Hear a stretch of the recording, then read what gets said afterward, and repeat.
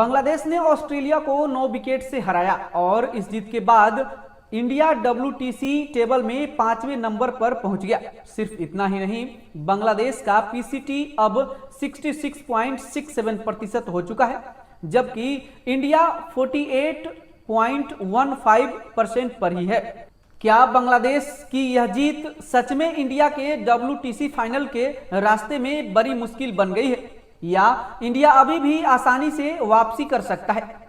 पहले समझते हैं कि बांग्लादेश की जीत को इतना बड़ा क्यों माना जा रहा है। ऑस्ट्रेलिया के खिलाफ डरबन में बांग्लादेश ने 9 विकेट से जीत हासिल की और यह ऑस्ट्रेलिया की धरती पर बांग्लादेश की पहली टेस्ट जीत थी। लेकिन इंडिया के नजरिए से सबसे महत्वपूर्ण चीज इस जीत का WTC टेबल पर असर है। बांग्लादेश मैच से पहले 58.33% PCT पर था। जीत के बाद उसका PCT बढ़कर 66.67% हो गया और इसी एक जीत के साथ बांग्लादेश ने इंडिया को पीछे छोड़ दिया।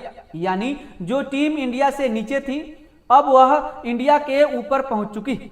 अब स्क्रीन पर WTC टेबल को ध्यान से देखिए। Australia 77.68%, south Africa 75%, New Zealand 72.22%, Bangladesh 66.67% और इंडिया 48.15%।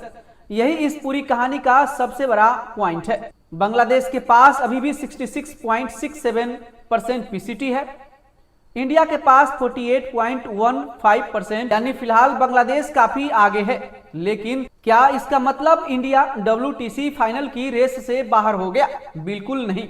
और यही सबसे जरूरी बात है। इंडिया के लिए प्रॉब्लम बांग्लादेश के चौथे नंबर पर पहुंचना नहीं है, असली प्रॉब्लम है इंडिया का अपना PCT।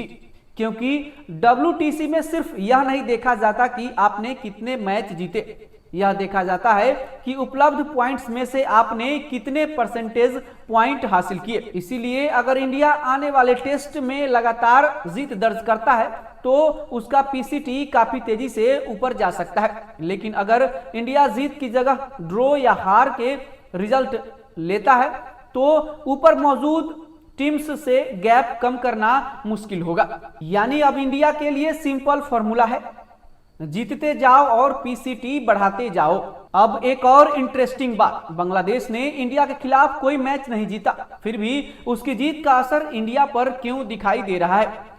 बांग्लादेश अभी 66.67% पर है, इसीलिए इंडिया को अब सिर्फ अपने रिजल्ट नहीं देखने हैं, उसे बांग्लादेश और बाकी कंटेंडर्स के रिजल्ट पर भी नजर रखनी होगी। लेकिन फिर भी इंडिया की क्वालिफिकेशन का सबसे बड़ा कंट्रोल इंडिया के अपने हाथ में है। अगर बांग्लादेश ऑस्ट्रेलिया के खिलाफ अगला टेस्ट भी जीत जाता है तब बांग्लादेश की पोजीशन और मजबूत होगी, उसका PCT ऊपर जाएगा और WTC टेबल में इंडिया के लिए कंपटीशन और टफ हो सकता है। लेकिन यहां भी इंडिया के लिए पैनिक करने की जरूरत नहीं है, क्योंकि WTC साइकिल अभी खत्म नहीं हुआ है। इंडिया के पास अपने आने वाले टेस्ट में पॉइंट्स हासिल करने का मौका है। इसलिए बांग्लादेश की 1 या 2 जीत से इंडिया का फाइनल का रास्ता बंद नहीं हो जाता। इंडिया को अपने आने वाले टेस्ट में मैक्सिमम पॉइंट्स हासिल करने होंगे, क्योंकि अगर इंडिया लगातार जीतता है तो PCT ऊपर जाएगा और जैसे जैसे PCT बढ़ेगा वैसे वैसे बांग्लादेश और बाकी कंटेंडर्स के साथ गैप कम किया जा सकता है। यानी इंडिया के लिए अभी सबसे बड़ा हथियार कोई कैलकुलेशन नहीं है, इंडिया की टेस्ट विक्ट्रीज है। हर जीत टेबल को बदल सकती है और यही WTC का सबसे इंटरेस्टिंग हिस्सा है। तो क्या बांग्लादेश की जीत से इंडिया को नुकसान हुआ? हाँ, लेकिन यह नुकसान इनडायरेक्ट है। बांग्लादेश का PCT बढ़कर 66.67 हुआ और चौथे नंबर पर पहुंच गया और इंडिया 48.15% के साथ 5वें नंबर पर है। इसलिए कंपटीशन निश्चित तौर पर कठिन हुई है। लेकिन क्या इंडिया WTC फाइनल की रेस से बाहर है?